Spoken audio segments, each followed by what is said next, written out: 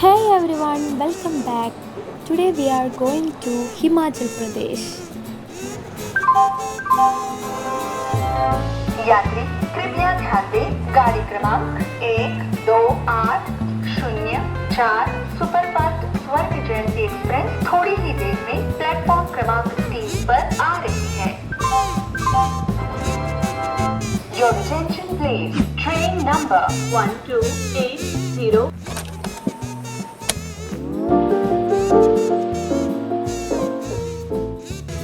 May be നിങ്ങൾ വിചാരിക്കും ഞാനെന്തിനാണ് ഹിമാചലിലോട്ട് പോകണമെന്നുള്ളത്. കുറേ ദിവസമായിട്ട് ഈ ഒരു മൊമെൻറ്റിന് വേണ്ടിയിട്ട് ഞാൻ വെയിറ്റിംഗ് ആയിരുന്നു. സെൻട്രൽ യൂണിവേഴ്സിറ്റി ഓഫ് ഹിമാചൽ പ്രദേശിൽ എനിക്ക് PGക്ക് അഡ്മിഷൻ കിട്ടി. MA ന്യൂ മീഡിയ പറഞ്ഞിട്ടുള്ള കോഴ്സിനാണ് എനിക്ക് അഡ്മിഷൻ കിട്ടിയത്.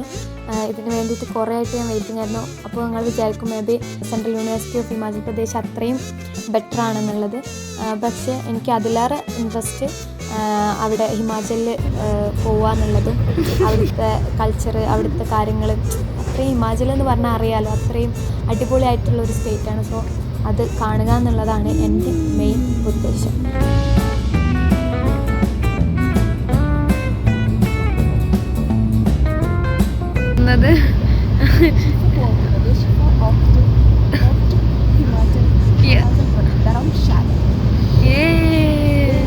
താങ്കൾ എന്തിനാണ് അവിടേക്ക് പോകുന്നത്?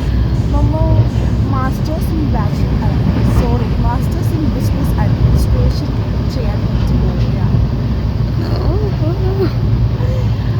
മിസ്റ്റർ വീഡിയോഗ്രാഫർ സഹല ഓടിപ്പോൾ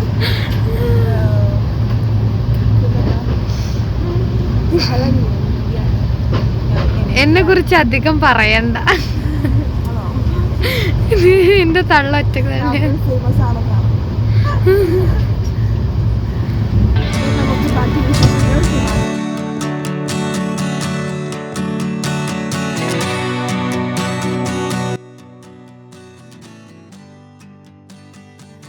2-3 ഡേയ്സ് കഴിഞ്ഞപ്പോൾ ഞങ്ങൾ ഡൽഹിയിലെത്തി. ഡൽഹിയിൽ നിന്നാണ് നമുക്ക് ഹിമാചലിലോട്ട് ബസ്സുള്ളത്. പക്ഷേ ഡൽഹിയിലെത്തിയപ്പോൾ ഞങ്ങൾക്ക് താജ്മഹൽ കാണണമെന്നുള്ള ഒരു അതിയായ ആഗ്രഹങ്ങൾ ഞങ്ങൾ താജ്മഹൽ കാണാൻ പോകാമെന്ന് വിചാരിച്ചു. അങ്ങനെ ഡൽഹിയിൽ നിന്നും ആഗ്രയിലോട്ട് ഞങ്ങൾ ട്രെയിൻ ബുക്ക് ചെയ്തു. ഇപ്പോൾ അടുത്ത കാലത്തൊന്നും താജ്മഹൽ കാണാൻ കൂടില്ല എന്നാണ് ഞാൻ വിചാരിച്ചിരുന്നത്. പക്ഷേ എന്തോ ഭാഗ്യം, അങ്ങനെ ഞങ്ങൾ ആഗ്രയിലെത്തി. ആഗ്രയിൽ നിന്നും ഓട്ടോ വഴിയാണ് ഞങ്ങൾ താജ്മഹലിലോട്ട് പോയത്. ശരിക്കും പറഞ്ഞാൽ ഞാൻ വണ്ടർ അടിച്ചിരിക്കുകയാണ്. കാരണം ഒരിക്കലും എക്സ്പെക്റ്റ് പോലും ചെയ്യാതെ, എന്താ പറയുക, പോകുമെന്ന് വിചാരിക്കാതെയാണ് താജ്മഹൽ കാണാൻ പോകുന്നത്.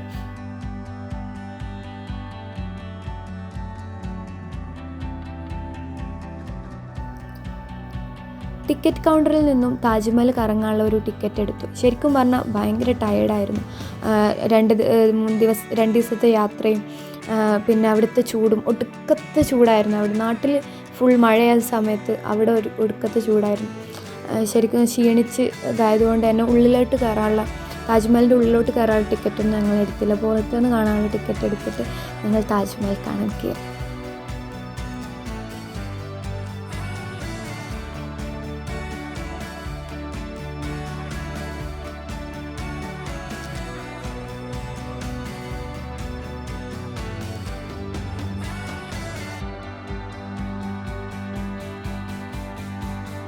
താജ്മഹൽ കണ്ടപ്പോൾ ശരിക്കും ഞാൻ വാവുന്നായിപ്പോയി.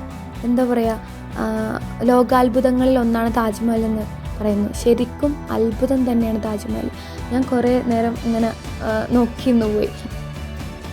അങ്ങനെ ഞങ്ങൾ ഹിമാചലിലോട്ട് പോകാൻ വേണ്ടിയിട്ട് ബസ് സ്റ്റേഷനിലേക്ക് പോവുകയാണ്. കാശ്മീരി ഗേറ്റ് 5 എന്നാണ് ബസ് കയറുന്ന സ്ഥലം. സോ ഞങ്ങൾ അങ്ങോട്ട് പോവുകയാണ്. അപ്പോൾ അങ്ങനെ കാശ്മീരി ഗേറ്റ് 5 അങ്ങനെ കാത്തിരുന്നു. നമുക്ക് രാത്രിയാണ്, ഒരു ദിവസം മുന്നേ നമ്മൾ ബുക്ക് ചെയ്തു. കാരണം ബസ് സീറ്റൊന്നും ഉണ്ടാവില്ല എന്ന് വിചാരിച്ചിട്ട് ബുക്ക് ചെയ്തിട്ടാണ് ബസ്സിൽ പോയത്. രാത്രി ഒരു 9 മണി സമയം, 9:45 സമയത്താണ് നമുക്ക് ബസ്സുള്ളത്. കുറേ നേരം അങ്ങോട്ടും ഇങ്ങോട്ടും പറഞ്ഞ് ലാസ്റ്റ് ബസ് കയറി. ശരിക്കും പറഞ്ഞാൽ ഇങ്ങനത്തെ ഒരു ബസ്സിലും ഞാൻ ഇതുവരെയായിട്ടും കയറിയില്ല. അതിൻ്റേതായ ഒരു എക്സൈറ്റ്മെൻറ്റ് ഉണ്ടായിരുന്നു. ബസ് പോകുന്നതിൻ്റെ ഇടയ്ക്ക് നമുക്ക് ഫുഡ് കഴിക്കാൻ വേണ്ടിയിട്ട് നിർത്തി. ശരിക്കും പറഞ്ഞാൽ വലിയൊരു ഹോട്ടലാണ് അവർ നിർത്തിയിട്ടുള്ളത്. പക്ഷെ ഞങ്ങൾ അബദ്ധവശാൽ അവിടെ കയറിയും പോയി. ഞാൻ സത്യം പറഞ്ഞാൽ വണ്ടർ അടിച്ചു പോയി. ശരിക്കും ഈ യാത്ര പറഞ്ഞാൽ ഫുൾ ഓഫ് വണ്ടർ ആയിരുന്നു. താജ്മഹൽ അങ്ങനെ അവിടെ ഡൽഹി എത്തിയിട്ട് അവിടുത്തെ ആൾക്കാർ, അതേപോലെ ഇപ്പോൾ ഈ ഹോട്ടലിലെത്തിയതോ അതൊരു വണ്ടറായിരുന്നു. അതിൻ്റെ ഉള്ളിൽ ശരിക്കും പറഞ്ഞാൽ ഒരു അലാവുദ്ദീൻ്റെ കഥയിലോട്ടൊക്കെ ചെന്ന പോലെ ആൾക്കാർ ഇങ്ങനെ അവരുടെ കോസ്റ്റ്യൂമും അവിടുത്തെ വെയിറ്റേഴ്സിൻ്റെ കോസ്റ്റ്യൂമും ലൈറ്റ്സും ഫുൾ ഓഫ് എന്താ പറയുക ഒരുമാതിരി ഒരു സെറ്റപ്പ്, എങ്ങനെ പറയേണ്ടതെന്നറിയില്ല. അത് ഞങ്ങൾ ശരിക്കും അന്തം വിട്ട് ഇങ്ങനെ കുറേ നേരം നോക്കിയിരുന്നൊരു സ്ഥലമാണ്. പിന്നെ ഭയങ്കര റേറ്റ് ആയതുകൊണ്ട് തന്നെ അബദ്ധവശാൽ കയറിപ്പോയതുകൊണ്ടും പിന്നെ ഇറങ്ങിപ്പോരാൻ വയ്യല്ലോ, അതുകൊണ്ട് ഞങ്ങൾ കുറച്ച് സാൻഡ്വിച്ചും പിന്നെ ഒരു ഇഷ്ടം കൊണ്ട് പാനിപ്പൂരി പോലത്തെ വേറെന്തോ ഒരു സാധനം അതും ഓർഡർ ചെയ്ത് എന്നിട്ട് ബസ് കയറി. രാത്രിയായി. അപ്പോൾ ഇനി രാവിലെ കാണാം. ഇരുട്ടിൽ തുടങ്ങി രാവിലെ എണീച്ചപ്പോൾ ശരിക്കും പറഞ്ഞാൽ നല്ല തണുപ്പും. അപ്പോൾ തന്നെ എനിക്ക് മനസ്സിലായി ഞാൻ ഹിമാചലിലെത്തി എന്നുള്ളത്. ഇനി 2 years ഹിമാചലിലായിരിക്കും. സോ ഇവിടുത്തെ സ്റ്റോറീസും ഇവിടുത്തെ ഫുഡും ഇവിടുത്തെ കൾച്ചറും ഒക്കെ എക്സ്പീരിയൻസ് ചെയ്യാൻ പറ്റട്ടെ എന്ന് ഞാൻ വിചാരിക്കുന്നു. സോ ഇനി പുതിയ വീഡിയോ ആയിട്ട് വീണ്ടും കാണാം. ബൈ.